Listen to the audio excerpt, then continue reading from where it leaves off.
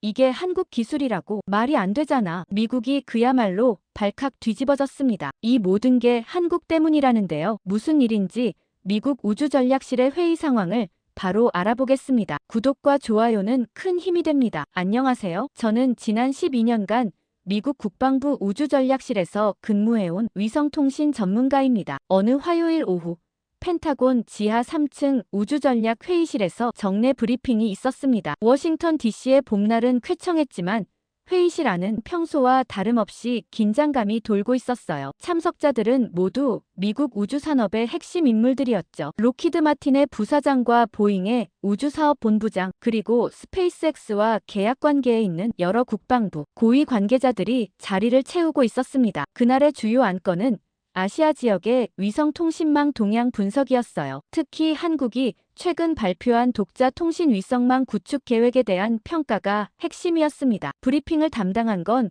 국방정보국의 로버트 스미스 분석관이었어요. 스미스는 30년간 소련과 중국의 우주기술을 분석해온 베테랑이었지만 이날만큼은 상당히 여유로운 표정을 보이고 있었습니다. 스미스가 스크린에 띄운 자료는 한국의 위성기술 현황을 담고 있었어요. 한국이 보유한 위성의 숫자와 기술 수준, 그리고 향후 계획들이 상세히 정리되어 있었죠. 하지만 회의실의 분위기는 전혀 긴장되지 않았습니다. 오히려 일부 참석자들은 시큰둥한 반응을 보이고 있었어요. 로키드 마틴에서 25년간 위성 개발을 담당해온 패터슨은 한국의 위성 기술 수준에 대해 상당히 회의적인 시각을 드러냈어요. 패터슨에 따르면 한국은 아직 군사용 위성 하나 제대로 운용하지 못하는 수준이라는 것이었습니다. 더욱이 한국이 발표한 독자 통신 위성망이라는 것도 결국은 기존 미국 기술의 변형에 불과할 것이라고 단언했죠. 데이비슨의 반응도 비슷했습니다. 보잉에서 수십 년간 우주산업에 종사해온 데이비슨은 한국의 계획을 단순한 산업 홍보용 프로젝트로 평가했어요. 실제 우주에서의 운용 경험이나 기술적 노하우가 부족한 상황에서 독자적인 위성망을 구축한다는 것은 현실성이 떨어진다는 분석이었습니다. 데이비스는 특히 한국의 위성이 그저 통신 보조장치 수준에 불과하다고 평가했어요. 국방부의 고위 관계자들도 마찬가지였어요. 특히 우주군 소속 마이클 존슨 준장은 한국의 위성 기술이 아직 실전에서 검증된 바 없다는 점을 강조했습니다. 존슨에 따르면 위성 통신망이라는 것은 단순히 위성을 쏘아 올리는 것으로 끝나는 게 아니라 복잡한 운용 시스템과 오랜 경험이 필요한 분야라는 것이었어요. 존슨은 한국 같은 후발주자가 미국이나 러시아 수준의 위성 운용 능력을 갖추기까지는 최소 10년은 더 걸릴 것이라고 예측했습니다. 회의가 진행되는 동안 저는 회의실 뒤편에 조용히 앉아있던 한 사람을 발견했습니다. 피터라는 이름표를 단 그는 MIT에서 항공우주공학 박사학위를 받고 현재 나사에서 자문역을 맡고 있었어요. 평소에는 거의 발언하지 않는 조용한 성격이었지만 이날만큼은 묘한 표정을 짓고 있었습니다. 회의가 막바지에 접어들 무렵 스미스가 최종 결론을 내렸어요. 한국의 독자 통신 위성망 구축 계획은 현실적으로 큰 위협이 되지 않을 것이라는 평가였습니다. 기술적 한계와 운용 경험 부족을 고려할 때 미국의 우주 패권에는 별다른 영향을 미치지 못할 것이라고 봤죠. 스미스는 한국의 위성 계획을 모니터링은 하되 과도한 우려는 불필요하다고 결론지었습니다. 바로 그때 피터가 조용히 손을 들었습니다. 회의실의 시선이 일순간 피터에게 집중되었어요. 피터는 차분한 목소리로 그 실전이라는 것을 곧 직접 보게 될 거라고 말했습니다. 회의실은 잠시 정적에 휩싸였지만 곧이어 몇몇 참석자들이 의미심장한 웃음을 지었어요. 그로부터 한 달 후 제네바에서 열린 국제 우주통신 포럼에 참석하게 되었습니다. 매년 봄에 열리는 이 행사는 전 세계 우주산업 관계자들이 모이는 최대 규모의 컨퍼런스였어요. 스위스의 4월은 여전히 쌀쌀했지만 컨벤션 센터 안은 열기로 가득했습니다. 이번 포럼의 하이라이트는 스페이스X의 기조연설이 있었고 대부분의 참석자들이 메인홀에 몰려 있었어요. 저는 업무상 한국 측 발표도 참관해야 했습니다. 하지만 한국의 위성기술 발표는 메인홀이 아닌 변두리 회의장에서 열리고 있었어요. 3층 끝자락에 위치한 작은 회의실이었는데 찾아가는 것조차 쉽지 않았습니다. 복도를 한참 걸어가야 나오는 그 회의실은 마치 의도적으로 사람들의 시선에서 벗어나도록 배치된 것 같았어요. 그런데 회의실에 도착했을 때 저는 깜짝 놀랐습니다. 50명 정도 들어갈 수 있는 공간인데 실제로는 10명 남짓만 앉아 있었거든요. 대부분은 일본과 독일의 중소기업 관계자들이었고 미국이나 유럽의 주요 기업 대표들은 찾아볼 수 없었어요. 심지어 발표가 시작된 지 10분도 안 되어 몇 명이 자리를 뜨기 시작했습니다. 발표를 담당한 건 한국항공우주연구원의 김태윤 박사였어요. 김태윤은 40대 중반 정도로 보이는 차분한 인상의 연구원이었습니다. 김태윤은 처음에는 한국의 기존 위성 현황에 대해 설명했어요. 천리안 위성 시리즈부터 시작해서 최근 발사된 차세대 중형 위성까지 한국이 지금까지 쌓아온 경험들을 차근차근 소개했습니다. 하지만 참석자들의 반응은 싸늘했어요. 일본 소프트뱅크의 사토 부장은 노골적으로 시계를 보며 지루해하는 기색을 드러냈습니다. 독일 기업 관계자들도 스마트폰을 만지작거리며 딴청을 피우고 있었어요. 심지어 몇몇은 발표 중간에 아예 회의실을 나가버렸습니다. 김태윤은 이런 반응에도 흔들리지 않고 발표를 계속했어요. 한국이 개발 중인 새로운 위성통신 기술에 대한 설명이 이어졌습니다. 기존의 정지궤도 위성이 아닌 저궤도 위성군을 활용한 통신망 구축 계획이었어요. 하지만 이런 내용도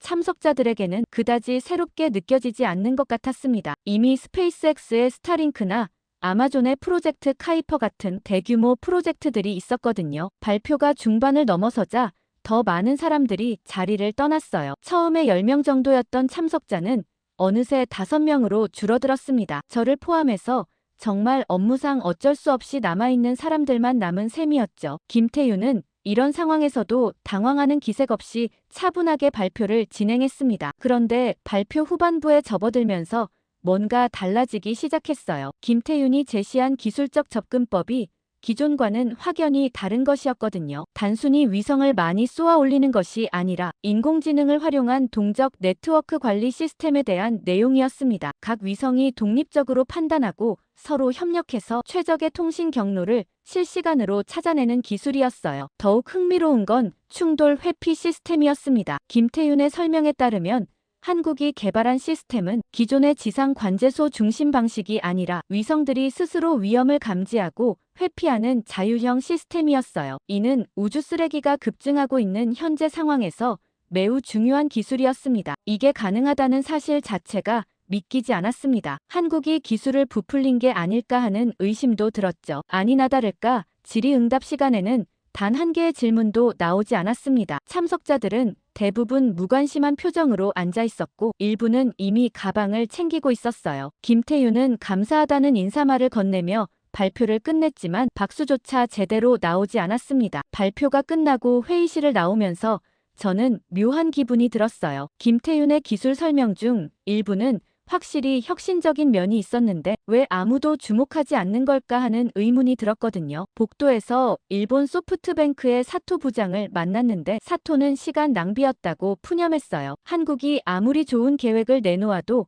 결국 실행 능력이 문제라는 것이었습니다. 사토는 특히 인공지능 기반 위성 관리 시스템 같은 건 구글이나 마이크로소프트 같은 기업들도 아직 제대로 구현하지 못하고 있는데 한국이 할 수 있겠냐고 반문했어요. 그날 저녁 호텔로 돌아가면서도 김태윤의 발표가 계속 머릿속에 맴돌았습니다. 하지만 그저 한국의 허풍이겠거니 하고 잊고 말았죠. 그런데 제네바 포럼이 끝나고 2달 정도 지났을 때 전 세계를 충격에 빠뜨린 사건이 터졌습니다. 2024년 6월 15일 목요일 오전 9시 20분 미국 서부 해안에서 일어난 일이었어요. 저는 그날 워싱턴 DC 사무실에서 평상시와 다름없이 업무를 보고 있었는데 갑자기 동료가 급하게 뛰어들어왔습니다. 캘리포니아에서 GPS 시스템에 대규모 장애가 발생했다는 소식이었어요. 처음에는 일시적인 시스템 오류 정도로 생각했습니다. 이런 일은 가끔 있는 일이었거든요. 하지만 곧이어 들어온 추가 보고는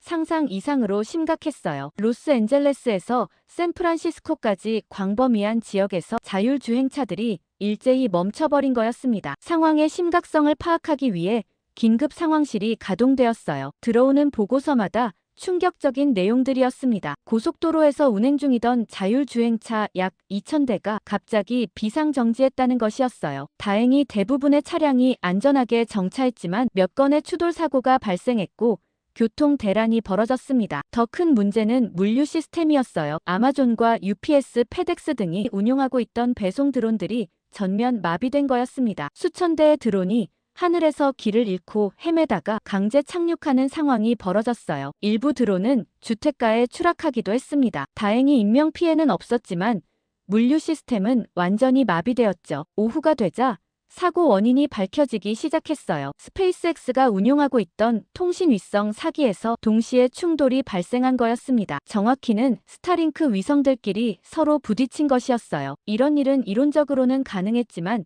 실제로 일어날 확률은 극히 낮다고 여겨졌던 사고였습니다. 나사와 스페이스X의 합동조사팀이 즉시 원인 분석에 착수했어요. 초기 조사 결과는 더욱 당황스러웠습니다. 인공지능 기반 충돌 회피 시스템에서 알고리즘 오류가 발생한 것으로 추정된다는 것이었어요. 아이러니하게도 충돌을 피하려던 시스템이 오히려 충돌을 유발한 셈이었습니다. 스페이스X의 기술진들은 완전히 당황한 상태였어요. 수년간 안정적으로 작동하던 시스템에서 갑자기 이런 오류가 발생한 것을 이해할 수 없다는 반응이었습니다. 특히 4기의 위성이 거의 동시에 같은 문제를 일으켰다는 점이 가장 큰 미스터리였어요. 언론의 반응은 폭발적이었습니다. CNN은 미국 우주기술의 신뢰성에 대한 근본적 의문을 제기하는 특집을 방송했어요. CNBC는 스페이스X 주가가 하루 만에 15% 폭락했다고 보도했습니다. 월스트리트 저널은 미국의 우주 인프라 전체를 재점검해야 한다는 전문가들의 목소리를 전했어요. 가장 충격적이었던 건 정부의 반응이었습니다. 백악관에서는 긴급 대책회의가 소집되었고 국방부는 위성 시스템 전면 재검토를 지시했어요. 특히 국가 안보에 직결되는 군사 위성들의 안정성에 대한 우려가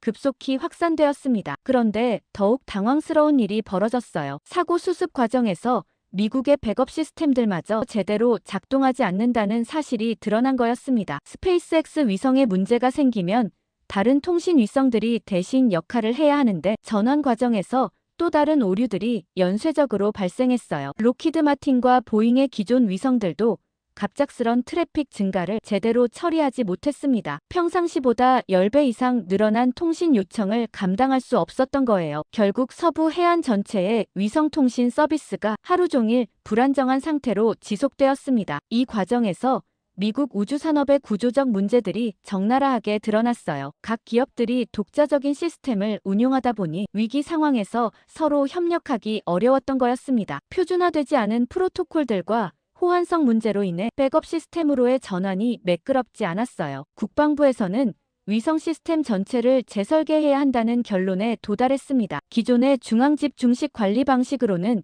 이런 대규모 장애에 효과적으로 대응할 수 없다는 것이 명백해졌거든요. 특히 인공지능 시스템의 예측 불가능성에 대한 우려가 크게 증가했어요. 그런데 바로 그날 오후 놀라운 소식이 들려왔습니다. 한국에서 자체 위성 통신망을 이용해 실시간 안정 운영 시연을 한다는 것이었어요. 마치 미국의 사고를 기다렸다는 듯한 타이밍이었습니다. 한국항공우주연구원은 동시간대에 자체 개발한 지능형 군집 위성 시스템의 안정성을 공개 시연하겠다고 발표했어요. 저를 비롯한 미국 관계자들은 평소 같았으면 코웃음치고 시연을 챙겨보지도 않았지만 막상 시연 결과를 보고는 모두 말을 잃었어요. 한국의 위성들은 미국에서 발생한 것과 유사한 상황을 인위적으로 만들어 놓고도 완벽하게 대응하는 모습을 보여줬거든요. 한국의 위성들은 서로 실시간으로 정보를 공유하면서 최적의 회피 경로를 찾아냈습니다. 마치 하나의 유기체처럼 움직이는 모습이었어요. 이는 미국의 개별 위성 중심 접근법과는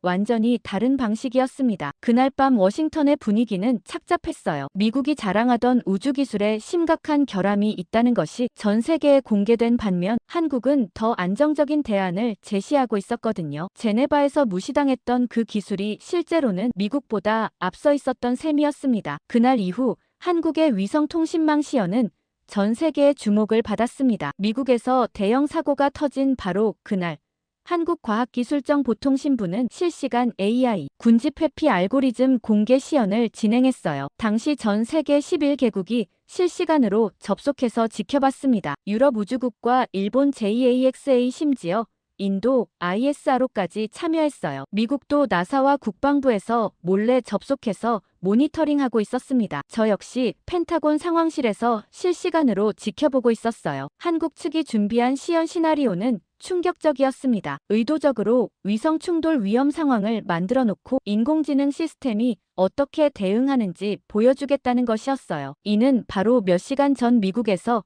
실제로 벌어진 사고와 동일한 상황이었습니다. 마치 미국의 사고를 예측이라도 한 듯한 설정이었죠. 시연이 시작되자 한국의 위성 6개가 동시에 화면에 나타났어요. 각 위성의 궤도와 속도, 그리고 상호 간의 거리가 실시간으로 표시되었습니다. 시연을 담당한 김태윤 박사는 지난 제네바 포럼에서 발표했던 바로 그 연구원이었어요. 김태윤은 차분한 목소리로 시연 과정을 설명하기 시작했습니다. 첫 번째 테스트는 단순한 충돌 회피였어요. 두 위성이 교차 궤도에서 접근하는 상황을 만들어 놓고 AI 시스템이 어떻게 반응하는지 보여줬습니다. 미국의 시스템과 달리 한국의 위성들은 개별적으로 판단하지 않았어요. 대신 6기가 모두 연결된 네트워크 상에서 집단 지성으로 최적 해결책을 찾아냈습니다. 더욱 놀라운 건 두 번째 테스트였어요. 김태윤은 의도적으로 3기의 위성에서 동시에 충돌 위험을 발생시켰습니다. 이는 미국에서 실제로 일어난 것보다도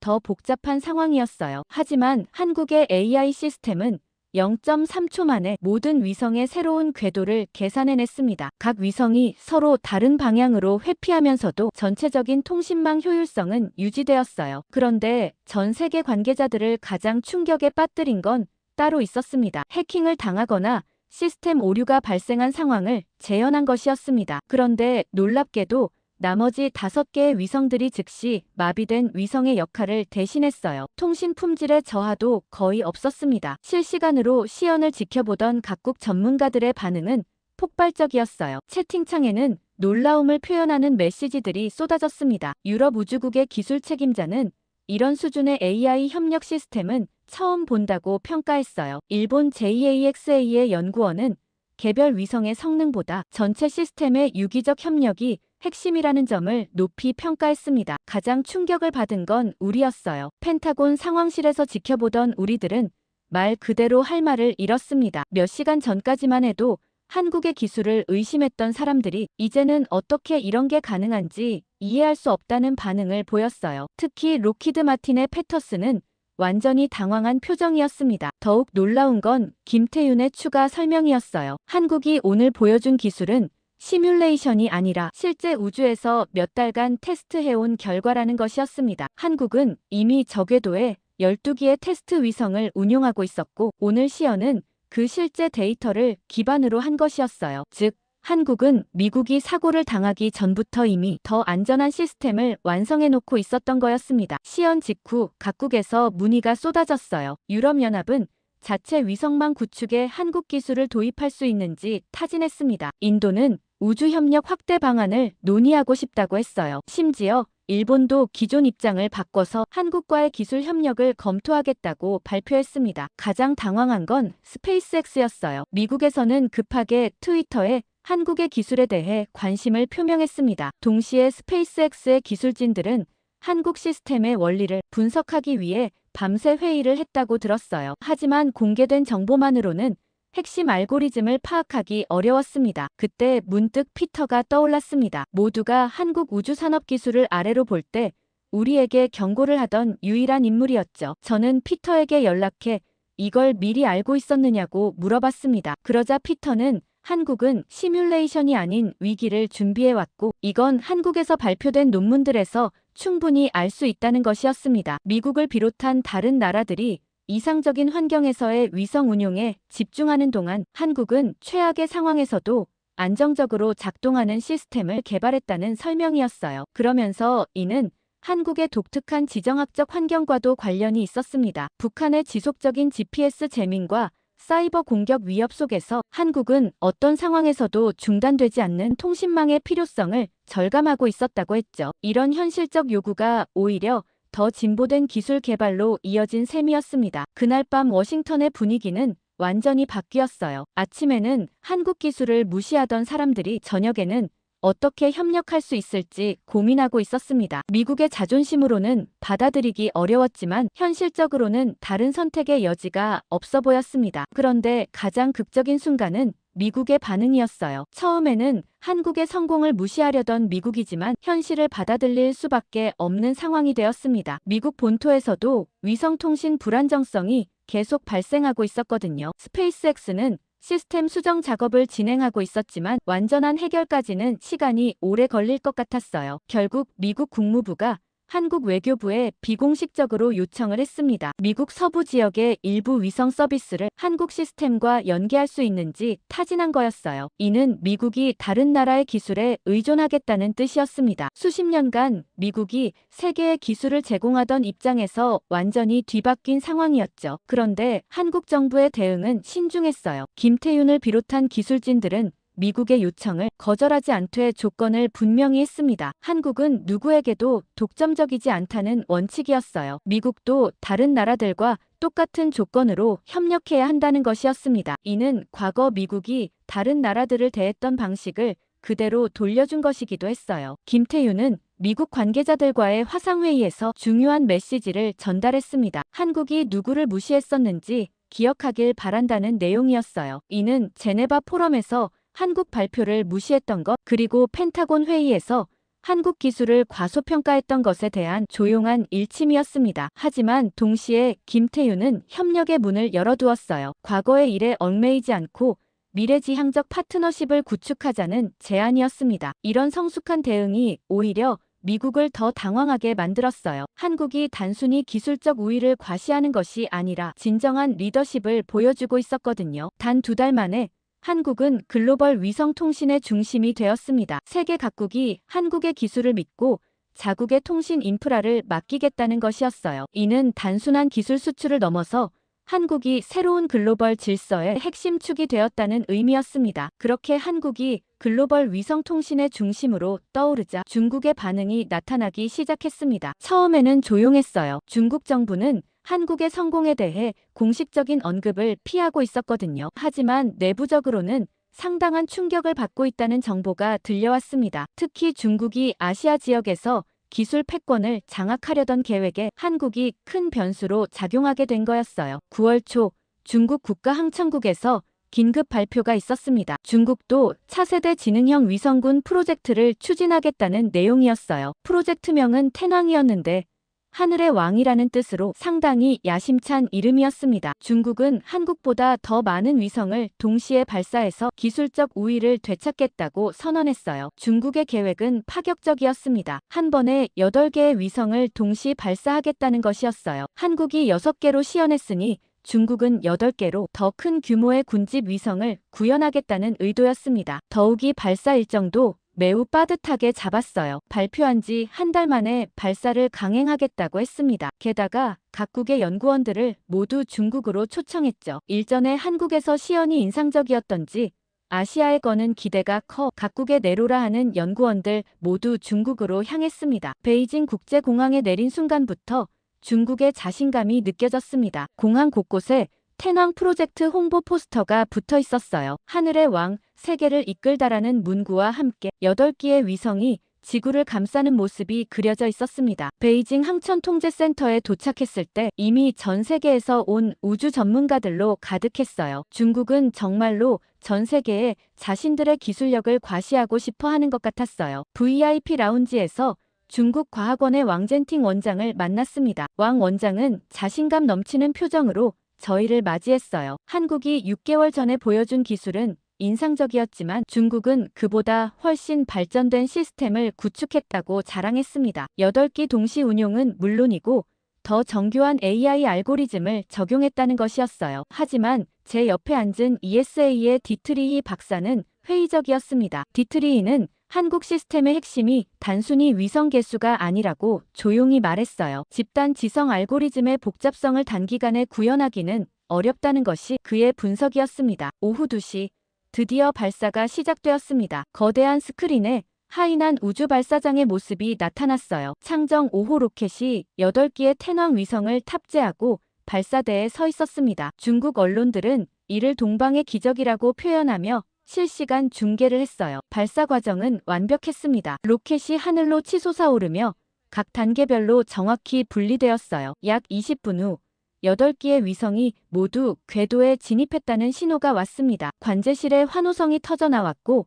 왕젠팅 원장은 승리의 미소를 지었어요. 시진핑 주석의 축하 화상 통화도 있었습니다. 주석은 중국이 우주강국의 지위를 확고히 했다고 선언했어요. 이제 중국이 아시아는 물론 전 세계 우주기술을 이끌어갈 것이라는 야심찬 포부도 밝혔습니다. 현장의 분위기는 완전히 축제 모드였어요. 하지만 진짜 시험은 이제부터였습니다. 위성들이 궤도에 안착한 후 실제 작동 상황을 보여주는 게 핵심이었거든요. 첫 번째 시연은 위성 간 실시간 통신이었어요. 8기가 서로 데이터를 주고받으며 하나의 네트워크를 형성하는 과정이었습니다. 처음에는 순조로워 보였어요. 스크린에 8개의 녹색 점이 나타났고 각 위성 간의 통신 라인이 그려졌습니다. 하지만 뭔가 이상했어요. 통신 신호가 자꾸 끊어졌다가 다시 연결되기를 반복했거든요. 한국 시연에서는 한 번도 본 적 없는 현상이었습니다. 관제실의 기술자들이 서둘러 키보드를 두드리기 시작했어요. 리웨이 박사가 급하게 데이터를 분석하더니 왕젠팅 원장에게 뭔가를 속삭였습니다. 원장의 표정이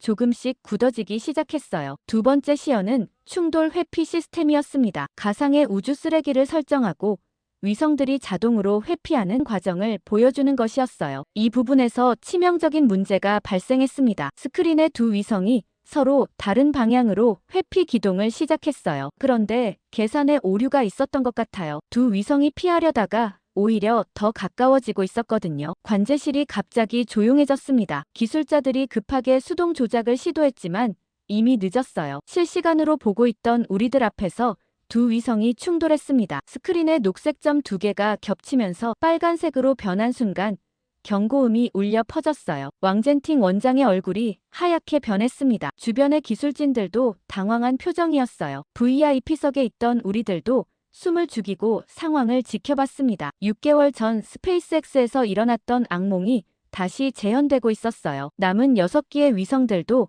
제대로 작동하지 않았어요. 지상과의 통신이 자주 끊겼고 위성 간 데이터 교환에서도 계속 오류가 발생했습니다. 결국 시연은 완전히 실패로 끝났어요. 중국은 50억 달러를 투입한 프로젝트로 우주 쓰레기만 만들어낸 셈이 되었습니다. 충돌한 2기의 위성 잔해들은 다른 위성들에게도 위험 요소가 되었고 나머지 6기도 급하게 궤도에서 제거해야 하는 상황에 직면했어요. 그날 밤 호텔에서 전 세계 우주 전문가들과 이야기를 나눴는데 모두 비슷한 분석을 내놓았어요. 중국이 너무 성급하게 접근했다는 것이었습니다. 복잡한 시스템일수록 충분한 검증과 테스트가 필요한데 정치적 목적으로 일정을 너무 앞당겼다는 평가였어요. 디트리히 박사는 이번 사건이 전 세계에 중요한 교훈을 준다고 말했어요. 첨단 기술 분야에서는 단순한 모방이나 물량 공세로는 한계가 있다는 것이었습니다. 특히 AI 분야에서는 알고리즘보다도 훈련 데이터와 경험이 더 중요하다는 것이 증명된 셈이었어요. 베이징에서 돌아오는 비행기 안에서 저는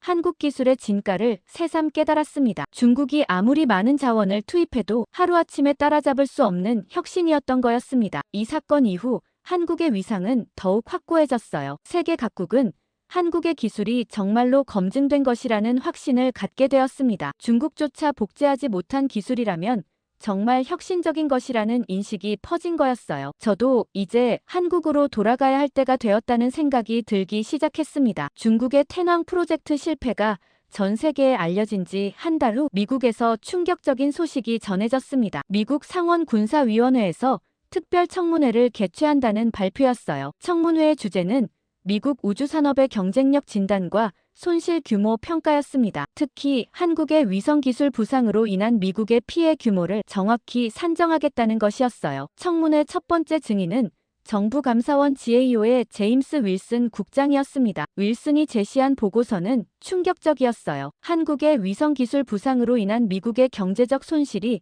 최소 750억 달러, 우리 돈으로 약 100조 원에 달한다는 분석이었습니다. 이는 단순히 매출 감소만이 아니라 시장 점유율 하락과 기술 격차로 인한 기회비용까지 포함한 수치였어요. 특히 해외 정부 계약에서는 거의 전멸 수준이었어요. 각국 정부들이 한국 시스템을 선호하면서 스페이스X에 대한 관심이 급격히 식어버린 거였습니다. 윌슨의 보고서에서 가장 충격적인 부분은 기술 격차 분석이었어요. 미국이 한국 수준의 지능형 군집 위성 기술을 확보하려면 최소 7년은 걸릴 것이라는 전망이었습니다. 현재의 기술 개발 속도로는 한국을 따라잡기 어렵다는 냉정한 평가였어요. 더욱이 그 7년 동안 한국은 더 발전할 것이니 격차는 계속 벌어질 수밖에 없다는 분석이었습니다. 청문회가 끝나고 나서 미국 언론들의 반응은 폭발적이었습니다. 뉴욕타임스는 미국의 기술 패권 시대가 끝나가고 있다는 분석 기사를 실었어요. 워싱턴 포스트는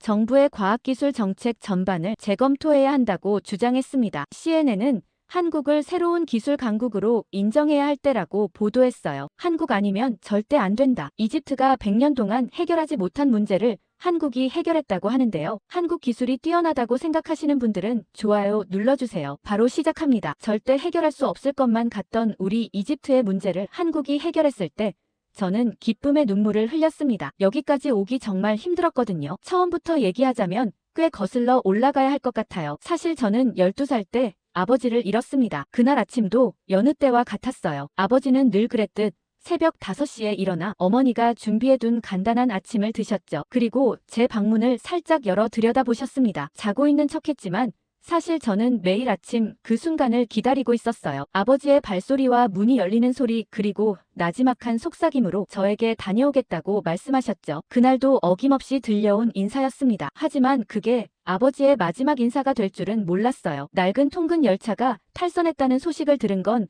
점심시간이 막 지났을 때였습니다. 학교 수업 중에 교장 선생님이 절 부르셨고 교무실에 들어서자 어머니가 창백한 얼굴로 앉아 계셨어요. 그 순간 무언가 끔찍한 일이 일어났다는 걸 직감했죠. 어머니의 떨리는 목소리로 전해 들은 소식은 제 세상을 무너뜨렸습니다. 열차가 탈선했다는 건 나중에 알게 됐어요. 오래된 철로의 일부가 무너져 내렸고 아버지가 타고 있던 칸이 협곡으로 떨어졌다고 했죠. 살아남은 사람은 없었습니다. 그날 이후 세상은 달라졌어요. 어머니는 말수가 적어지셨고 종종 아무것도 하지 않은 채 창밖만 바라보고 계셨습니다. 생계를 위해 2가지 일을 하게 되셨고 밤에는 제대로 주무시지도 못했어요. 한밤중에 울음소리가 들릴 때면 이불 속에서 귀를 막았죠. 차마 어머니를 위로할 용기가 나지 않았습니다. 아버지의 장례식 날엔 비가 내렸어요. 마치 하늘도 우리의 슬픔에 동참하는 것 같았습니다. 사람들은 하나둘 집으로 돌아갔고 결국 어머니와 저만 남았어요. 묘지 앞에서 어머니는 무릎을 꿇고 한참을 우셨죠. 저는 그저 멍하니 서 있었습니다. 아버지가 정말 이 차가운 땅속에 계신다는 게 믿기지 않았어요. 집으로 돌아오는 길에 그 철로를 지나갔습니다. 수리 작업이 한창이었죠. 노동자들이 분주히 움직이는 모습을 보며 분노가 치밀었어요. 왜 미리 고치지 않았을까? 왜 아버지가 타기 전에 확인하지 않았을까? 어린 마음에 이해할 수 없었습니다. 그날 밤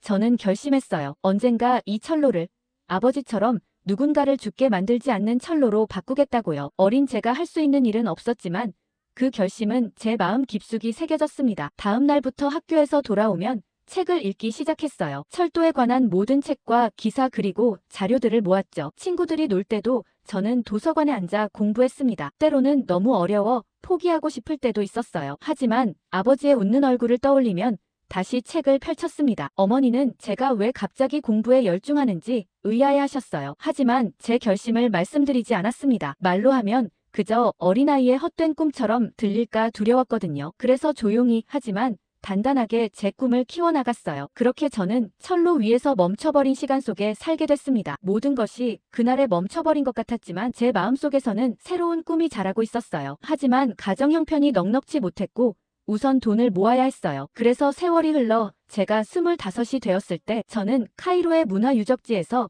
관광 가이드로 일하고 있었습니다. 아버지를 잃은 후 철도에 관한 꿈을 꾸었지만 현실은 녹록지 않았죠. 이집트의 철도 시스템은 여전히 개선되지 않은 채 시간만 흐르고 있었습니다. 매일 아침 피라미드와 고대 신전을 안내하며 관광객들에게 이집트의 찬란한 과거를 설명했어요. 하지만 아이러니하게도 그 유적지로 가는 길은 여전히 위험했습니다. 낡은 버스와 더 낡은 철도 관광객들은 종종 물었죠. 왜 이렇게 교통이 불편한지, 왜 현대적인 철도 시스템이 없는지. 그때마다 저는 애써 웃으며 대답을 돌렸어요. 부끄러웠거든요. 점점 관광객 수는 줄어들었습니다. 불편한 교통과 오래된 인프라 때문에 다른 나라로 발길을 돌리는 사람들이 많아졌어요. 제 수입도 자연히 줄어들었죠. 그래도 저는 포기하지 않았습니다. 철도 관련 정보를 모으고 틈틈이 공부하면서 언젠가는 기회가 올 거라 믿었어요. 매일 관광객들을 안내하는 일은 때로는 지루했지만 저는 나름대로 즐겁게 일했어요. 그러던 어느 화창한 오후, 기자 피라미드 앞에서 일본인 관광객 그룹을 안내하고 있었습니다. 30여 명의 단체였는데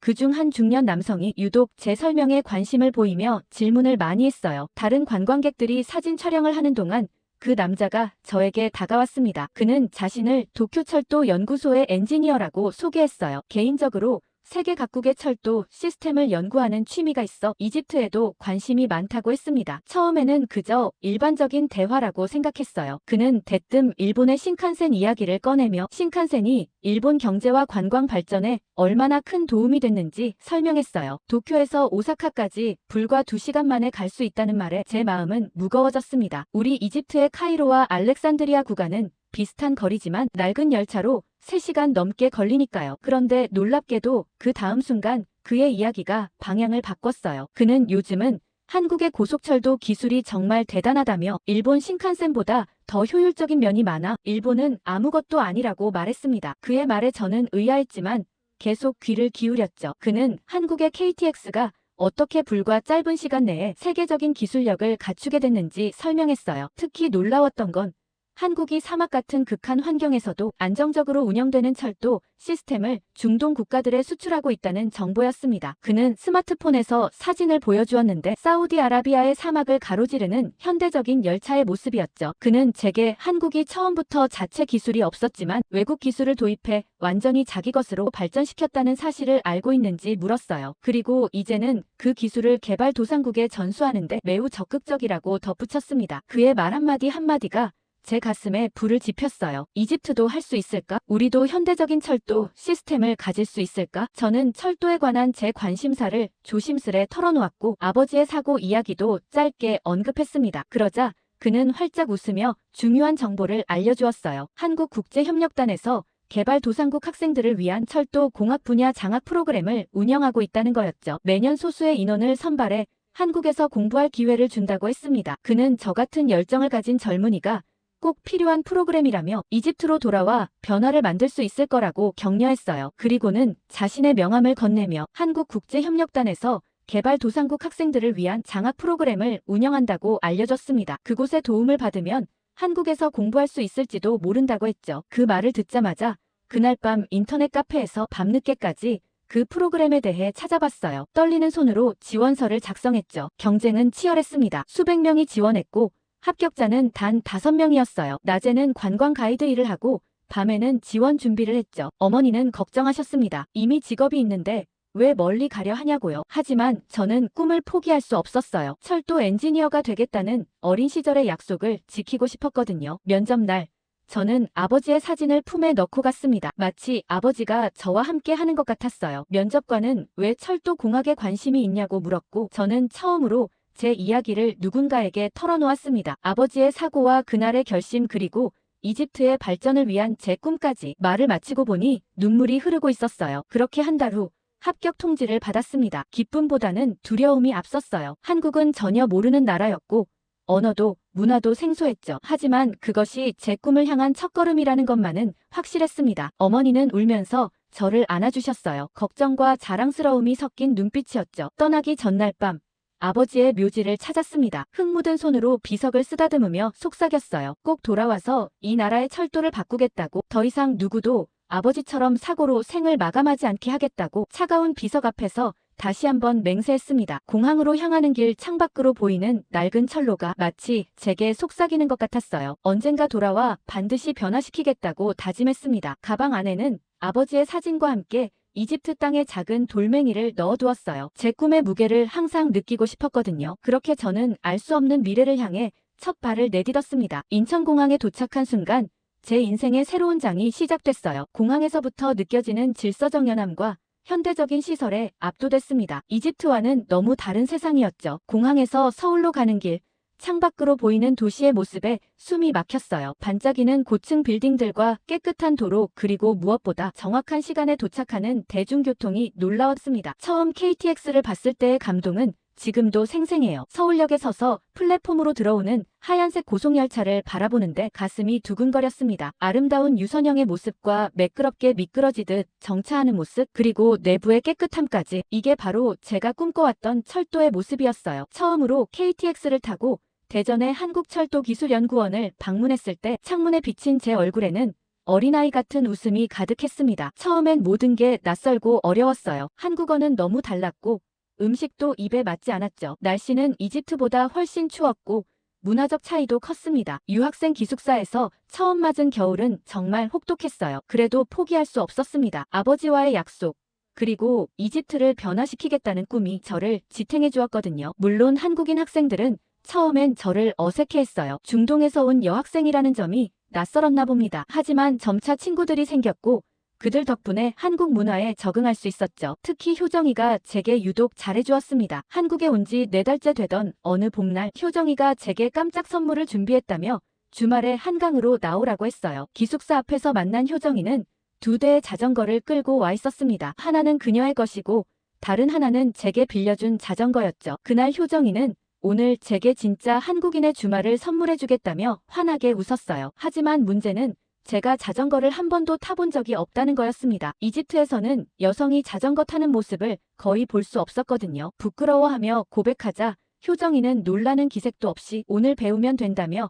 씩씩하게 말했어요. 한강공원에 도착해서 처음 자전거에 올라탔을 때 다리가 후들거렸습니다. 효정이는 제 자전거 뒤를 잡아주며 천천히 페달을 밟는 법부터 가르쳐줬어요. 처음엔 몇 번이나 넘어질 뻔했고 균형 잡기가 너무 어려웠죠. 공원을 산책하던 사람들이 웃으며 지나갔지만 창피하다는 생각보다는 이 새로운 도전이 재미있었어요. 2시간의 연습 끝에 드디어 혼자서 페달을 밟을 수 있게 됐습니다. 효정이가 환호성을 지르며 격려해줬어요. 서툴지만 자전거를 타고 한강변을 달리기 시작했을 때 이상한 해방감이 느껴졌어요. 바람이 제 히잡을 스치고 햇살이 반짝이는 강물을 따라 달리는 기분이란 이집트의 사막에서는 결코 경험할 수 없었던 자유로움이었습니다. 효정이는 저기 보이는 다리가 반포대교라며 저녁에는 무지개 분수가 열려서 정말 예쁘다고 알려주었어요. 효정이의 설명을 들으며 자전거를 타고 한강의 풍경을 감상했어요. 곳곳에 돗자리를 펴고 피크닉을 즐기는 가족들, 인라인 스케이트를 타는 아이들과 요가를 하는 사람들까지 한강은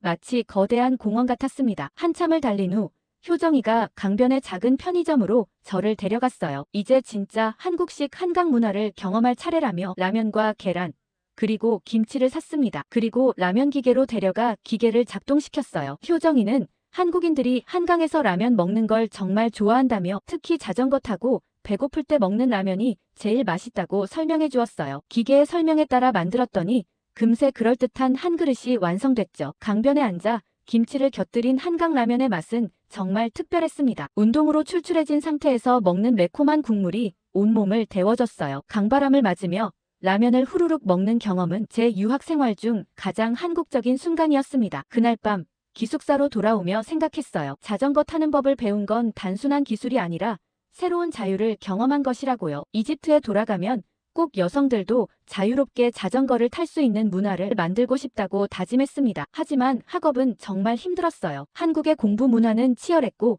철도공학 전공은 더더욱 어려웠습니다. 밤새워 도서관에서 공부하는 건 일상이 됐죠. 때로는 언어 장벽 때문에 좌절하기도 했어요. 교수님의 강의를 100% 이해하지 못할 때면 정말 속상했습니다. 그럴 때마다 제 책상 위에 놓인 아버지의 사진을 바라보며 다시 힘을 내곤 했어요. 그리고 정말 좋은 기회로 철도 연구소에서 인턴십을 할 수 있었고 그 기회는 제게 가장 값진 경험이었습니다. 이론뿐만 아니라 실제 현장에서 철도 시스템이 어떻게 작동하는지 배울 수 있었어요. 한국의 철도 기술자들은 제게 단순한 기술만 가르쳐준 게 아니었습니다. 그들에게서 배운 건 정신이었어요. 포기하지 않는 끈기와 세세한 부분까지 완벽을 추구하는 장인 정신, 그리고 미래를 내다보는 비전까지 어마어마했죠. 그런데 제가 한국에 와서 가장 기억에 남았던 건 한국전쟁 이후의 재건 이야기였습니다. 폐허에서 일어나 세계적인 기술 강국이 된 한국의 역사는 저에게 큰 영감을 주었어요. 이집트도 할 수 있다고, 저도 할 수 있다고 믿게 됐죠. 제 조국도 한국처럼 재건될 수 있다는 희망이 생겼습니다. 그렇게 한국에서의 석사과정 마지막 학기 졸업 논문을 준비하며 밤을 새웠어요. 주제는 사막 지역에 적합한 고속철도 시스템 설계였습니다. 이집트의 지리적 특성과 한국의 기술을 접목시킨 내용이었죠. 논문 발표일 교수님들은 제 연구에 큰 관심을 보여주셨어요. 실제로 적용 가능한 아이디어라며 칭찬해 주셨습니다. 학위를 받아들며 마음속으로 되뇌었습니다. 한국은 폐허 속에서도 희망을 건설했기 때문에 나도 할 수 있다고 말이죠. 한국에서 2년의 유학 생활은 저를 완전히 다른 사람으로 만들어 놓았어요. 지식뿐만 아니라 자신감과 비전을 갖게 됐으니까요. 이제 저는 이집트로 돌아가 배운 것을 실천할 준비가 됐습니다. 한국에서의 2년을 뒤로하고 카이로 국제공항에 발을 디뎠을 때 묘한 감정이 밀려왔어요. 이제 꿈을 실현할 차례라는 설렘과 동시에 변하지 않은 현실을 마주해야 한다는 두려움이 공존했습니다. 하지만 공항에서부터 느껴지는 혼란스러움과 비효율성이 한국 생활에 익숙해진 저를 당혹스럽게 했죠. 하지만 금세 많은 인파들 사이에서 반가운 얼굴을 찾았습니다. 어머니는 공항에서 저를 기다리고 계셨어요. 2년 사이 더 늙어버린 어머니의 모습에 마음이 아팠습니다. 그래도 딸이 한국에서 철도공학 석사 학위를 받아왔다는 사실에 어머니는 자랑스러워하셨어요. 집으로 가는 길, 여전히 낡은 도로와 비효율적인 교통 시스템을 보며 제가 해야 할 일이 많다는 걸 실감했습니다. 귀국 후 일주일 만에 이집트 교통부에 이력서를 제출했어요. 한국에서의 학위와 연구 경험이 높게 평가받아 놀랍게도 철도 현대화 프로젝트 팀에 합류하게 됐습니다. 첫 출근 날 가슴이 터질 듯한 기대와 열정을 안고 사무실로 향했어요. 드디어 아버지와의 약속을 지킬 수 있는 기회가 왔다고 생각했거든요. 하지만 현실은 냉혹했습니다. 첫 회의에서부터 느꼈어요. 이 프로젝트는 겉으로만 현대화를 표방할 뿐 내부는 부패로 가득 차 있었죠. 프로젝트 책임자인 하산 국장은 제 의견은 거의 듣지 않았고 여성이라는 이유로 무시하는 듯한 태도를 보였습니다. 처음엔 인내심을 갖고 조금씩 변화시켜보려 했어요. 한국에서 배운 지식과 기술을 동료들과 나누려 했죠. 한 달이 지나고 프로젝트의 실체가 드러나기 시작했습니다. 입찰 과정이 불투명했고 기술 검토보다는 뒷거래가 더 중요해 보였어요. 특히 충격적이었던 건 중국 회사와의 계약 건이었습니다. 품질이 의심스러운 부품을 고가에 구매하기로 한 계약서를 보았을 때 가슴이 무너지는 듯 했어요. 이대로라면 또 다른 사고가 날 것이 뻔했습니다. 회의에서 제가 문제점을 지적하자 하산 국장은 불편한 표정을 지었어요. 회의가 끝난 후 그는 저를 따로 불러 조용히 하라고 경고했습니다. 이건 단순한 기술적 문제가 아니라 복잡한 국가 사업이라는 말과 함께요. 그 말의 의미를 모를 리 없었어요. 누군가의 주머니를 채우기 위한 사업이라는 걸. 그리고 그 다음 주에는 프랑스 기업과의 협상이 있었습니다. 고속철도 기술 도입 건이었는데 계약서를 검토해보니 기술 이전 조항이 전혀 없었어요. 이대로라면 우리는 영원히 외국 기술에 의존해야 했죠. 한국에서 배운 가장 중요한 교훈은 자체 기술력 확보였는데 이 계약은 그 반대였습니다. 회의에서 이 문제를 제기했을 때 회의실은 갑자기 조용해졌어요. 하산 국장은 어색한 웃음을 지으며 제 의견은 비현실적이라고 일축했습니다. 다른 동료들은 눈빛만 교환할 뿐 아무도 저를 지지하지 않았어요. 그날 저녁 동료 중 한 명이 조심하라고 귀띔해 주었습니다. 이 프로젝트에 얽힌 정치적 이해관계가 너무 복잡하다고요. 날이 갈수록 좌절감은 커져갔어요. 제가 한국에서 배운 모든 지식과 열정이 이 부패한 시스템 앞에서는 무력해 보였습니다. 밤마다 아버지의 사진을 보며 눈물을 흘렸어요. 어떻게 이 벽을 넘어야 할지 막막했습니다. 그러던 중 우연히 프로젝트 내부 자료를 접하게 됐어요. 거기엔 충격적인 내용이 담겨 있었습니다. 실제 예산의 절반도 안 되는 자금만 실제 공사에 투입된다는 계획이었죠. 나머지는 어디로 가는지 명시되어 있지 않았어요. 손이 떨려왔습니다. 이대로라면 또 다른 비극이 반복될 게 뻔했어요. 그날 밤 저는 오랜 시간 고민했습니다. 침묵하고 안전하게 직장을 유지할 것인가 아니면 진실을 위해 싸울 것인가. 아버지가 돌아가신 그 철로 사고를 떠올렸어요. 그리고 결심했습니다. 아무리 힘들어도 이 부패와 싸워야 한다고. 그것이 아버지와의 약속을 지키는 길이라고 믿었습니다. 결심을 굳힌 후 저는 계획을 세웠습니다. 무작정 부패를 폭로하면 아무도 믿지 않을 거예요. 증거가 필요했죠. 조용히 하지만 철저하게 자료를 모으기 시작했습니다. 야근을 자처하며 문서를 살펴보고 회의록을 꼼꼼히 기록했어요. 신뢰할 수 있는 동료를 찾는 것도 중요했습니다. 첫 번째로 다가간 사람은 압둘라 기술부장이었어요. 그는 30년 경력의 철도 엔지니어로 부패의 염증을 느끼고 있었습니다. 처음엔 저를 경계했지만 제 진심이 통했는지 조금씩 마음을 열어주셨어요. 압둘라 부장은 이전 프로젝트들의 실패 사례와 부실 공사 증거를 가지고 있었습니다. 그리고 법적 자문을 도와줄 동료가 필요했죠. 주위를 둘러보니 나디아가 눈에 들어왔습니다. 그녀는 법무팀에서 일하는 젊은 변호사로 저와 비슷하게 해외 유학 경험이 있었죠. 그녀는 계약서의 법적 허점을 짚어내는데 도움을 주었습니다. 셋이서 비밀리에 모임을 가지며 전략을 세웠어요. 단순히 부패를 폭로하는 것보다 대안을 제시하는 게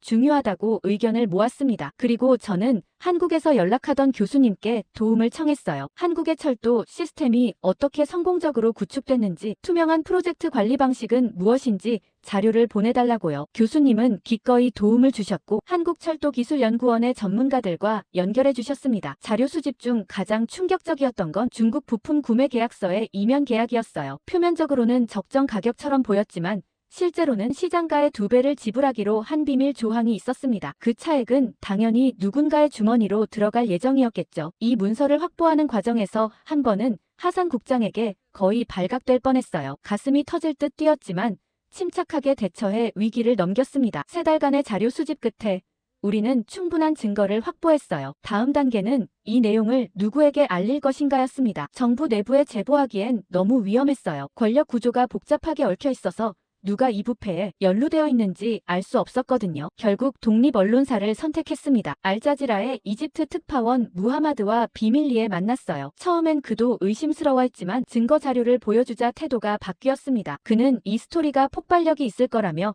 취재를 시작하겠다고 약속했어요. 하지만 제보자의 안전을 위해 당분간 익명으로 진행하기로 했습니다. 그런데 기사가 나가기 전날 압둘라 부장이 갑자기 출장을 가게 됐다는 소식을 들었어요. 뭔가 이상한 낌새를 느꼈습니다. 압둘라 부장님은 걱정 말라며 다음날 특종 보도가 나갈 테니 거기에 온 신경을 집중하라고 하셨습니다. 그리고 다음날 아침 알자지라에 특종 보도가 나갔어요. 이집트 철도 현대화 프로젝트의 어두운 이면이라는 제목의 기사였죠. 사무실에 도착하자 모두의 시선이 저에게 쏠렸습니다. 하산 국장은 누가 제보했는지 격분하며 회의를 소집했어요. 그의 눈빛이 저를 꿰뚫어보는 것 같았지만 침착함을 유지했습니다. 아니나 다를까 기사는 이집트 전역을 떠들썩하게 만들었어요. 시민들은 분노했고 일부 의원들은 조사를 요구했습니다. 그러나 곧 반격이 시작됐어요. 정부는 기사 내용을 왜곡된 사실이라고 부정했고 알자지라의 취재를 방해했습니다. 더 충격적인 건 나디아가 갑자기 법무팀에서 해고됐다는 소식이었어요. 그녀에게 연락했지만 전화를 받지 않았습니다. 회사에서도 압박이 점점 심해졌어요. 저도 조만간 해고될 것 같았습니다. 그때 압둘라 부장님으로부터 메시지가 도착했어요. 이제는 제가 직접 나서야 할 때라고. 익명의 제보자로 남아있는 한 이 이슈는 곧 묻힐 거라고요. 용기가 필요했습니다. 저는 고민 끝에 SNS에 제 실명으로 성명을 발표했어요. 철도 엔지니어로서 그리고 철도 사고로 아버지를 잃은 딸로서 이집트의 철도 안전을 위해 목소리를 높인다고 썼습니다. 그리고 한국의 성공 사례를 언급하며 투명하고 효율적인 철도 시스템이 우리에게도 가능하다고 강조했어요. 제 글은 예상보다 큰 반향을 일으켰습니다. 아버지를 잃은 개인적인 사연과 전문 엔지니어로서의 분석이 설득력을 더했나봐요. 특히 젊은 세대들 사이에서 지지를 받았고 제 이름을 딴 해시태그가 트위터에서 트렌드가 됐습니다. 변화의 바람이 불기 시작했어요. 제 폭로 이후 상황은 눈덩이처럼 커져갔어요. 시민단체들이 연대하기 시작했고 대학생들은 투명한 철도 사업을 요구하는 시위를 벌였습니다. 국제 언론들도 이 사건을 다루기 시작했고 결국 이집트 의회는 특별조사위원회를 구성했어요. 하산 국장을 비롯한 몇몇 고위 관료들이 조사를 받게 됐죠. 그러나 모든 과정이 순탄하지는 않았습니다. 해고될 거란 예상대로 저는 구조조정이라는 명목으로 프로젝트 팀에서 쫓겨났어요. 어머니는 제 안전을 걱정하셨고 실제로 몇 번 협박 전화도 받았습니다. 하지만 이미 돌아갈 수 없는 강을 건넌 상태였어요. 제 편에 선 동료들과 시민들의 지지가 큰 힘이 됐습니다. 역시나 특별조사위원회의 조사 결과가 발표됐을 때 우리의 주장이 대부분 사실로 인정됐어요. 중국과의 부품 계약은 취소됐고 프랑스와의 기술 협약도 재검토 대상이 됐습니다. 그리고 놀랍게도 교통부 장관이 저에게 연락해 프로젝트 재구성팀에 합류해달라고 요청했어요. 처음엔 의심스러웠지만 이것이 실질적인 변화를 이끌 기회라 생각했습니다. 재구성된 팀의 첫 과제는 해외 기술 파트너 재선정이었어요. 저는 한국의 철도 기술을 강력히 추천했습니다. 한국이 짧은 시간 내에 세계적 수준의 철도 시스템을 구축한 사례와 기술 이전의 적극적인 정책 그리고 사막과 유사한 극한 환경에서의 기술 적용 경험 등을 설명했어요. 한국 교수님들의 도움으로 준비한 자료는 설득력이 있었습니다. 긴 협상 끝에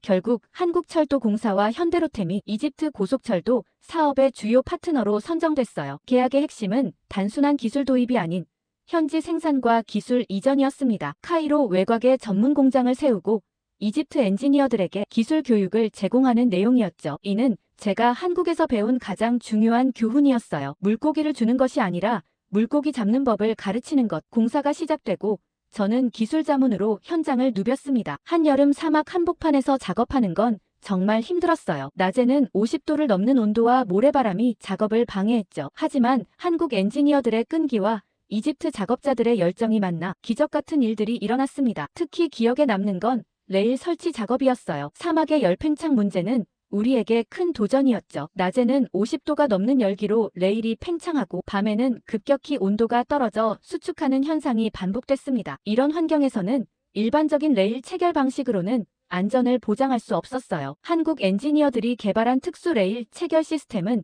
정말 혁신적이었습니다. 열팽창과 수축을 견딜 수 있는 유연한 체결 구조와 특수 소재의 패드가 결합된 시스템이었어요. 한국에서 배웠던 이론이 실제 사막에서 적용되는 모습을 보며 가슴이 벅차올랐습니다. 프로젝트 총괄을 맡은 박민호 부장은 저에게 특별한 멘토가 되어주었어요. 50대 중반의 박 부장은 20년 넘게 해외 철도 사업에 참여해온 베테랑이었습니다. 처음 만났을 때 제가 한국에서 유학했다는 사실을 알고는 반가워하며 이런 말을 했어요. 한국에서 배운 지식을 고국에 적용하는 제 모습이 30년 전 자신과 비슷하다고요. 그 역시 젊은 시절 독일에서 기술을 배워 한국 철도 발전에 기여했다고 했습니다. 박 부장은 1970년대 말 한국이 경제적으로 어려웠던 시절에 독일로 유학을 떠났다고 해요. 당시 한국은 철도 기술이 매우 낙후되어 있었고 대부분의 장비와 기술을 외국에 의존하고 있었다고 합니다. 그는 국비 장학생으로 선발되어 독일 드레스덴 공대에서 철도공학을 공부했죠. 낯선 환경과 언어 장벽 그리고 문화적 차이로 처음 몇 년은 정말 힘들었다고 해요. 한 번은 독일 교수가